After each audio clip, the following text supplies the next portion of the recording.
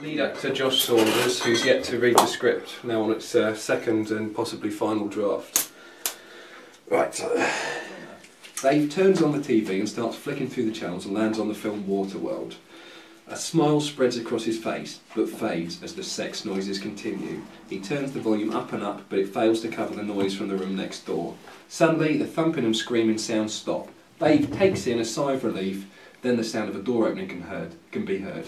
Dave pokes his head round the corner to see Tom's bedroom door wide open and a girl walking out and leaving through the front door. Then two more girls leaving. Tom. Well, don't know about you, but I had a well good time. Dave. Yeah, I bet you did. I had you jackhammering away all night. Tom. Man cannot live on jackhammer alone, Dave. You need to build up to it. I didn't follow mine up till about 4 this morning when I smashed her back doors in. Oh, just the one, says Dave, and I counted 3 of them. Dave is unimpressed by yet another story and does not take his eyes off the screen, nor react to Tom's story. Nah, just the brunette. The other 2 were sisters, man. I didn't want them comparing my techniques, so I just sent them down to Testy Town. You're probably thinking of Namor the Submariner, aquatic mutant love rival of Reed Richards. Secondly, you're probably not thinking of Namor the Submariner as he's shit. Tom, do you know what happened to Andy? Dave, oblivious to Tom's lack of interest. Oh, Costner should hang out with the X-Men. Now that would be a team-up. His sidekick could be that Asian kid with the bowl cut from X-Men 2.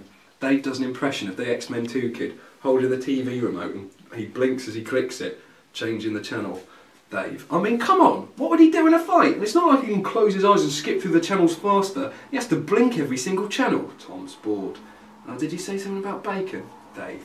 And then say he misses the channel he was looking for. Can he go backwards? What do he do to turn on the volume? Wiggle his ears? Tom. So why him if he's so shit? Dave. It's a coming of age story. Kevin Costner becomes his mentor, makes him hardcore and shit. That man slaps girls and drinks his own piss. Wanna know what I like? Tom and Dave look over their shoulders where Andy is raising from behind the sofa. He's clearly hungover and rubbing his eyes as if he's just woken up. I would like some more beer. Tom. Beer's not a superpower, man. Andy. Okay, maybe it's not a power, but it's an elixir of strength and courage, making men able to do the things they otherwise would not. You came back here with a lady and disappeared, but she didn't know where you went either, so she opted aboard the love train with me and the Olsons. I bet you got Brewer's droop and tied it out back there in shame. Andy moves round from the back of the sofa and sits down with Tom and Dave. Oh, still a pretty good night though. Oh, Waterworld, isn't this meant to be utter shit? Dave. Fuck you! Any film that has a chain-smoking Dennis Hopper leading an oil tanker of pirates from the 90s version of the future is objectively awesome. It's a quality film, and it's a shame they killed Hopper off at the end, because the sequel really needed a good villain. Andy. Sequel? There's no sequel to Waterworld, it flopped like Tom's dick. Dave. Bullshit. You're getting confused with The Postman. That was the 90s dystopia where Costner goes around delivering letters instead of slaps to little girls' faces. Tom, call up Matt Beck, he knows everything about movies, he'd settle this instantly. Dave, shouting from the other room, don't talk to me about that prick! He thinks Spielberg directed Jaws 2! Andy, whatever, you think there's a Waterworld 2, you're not going to find it.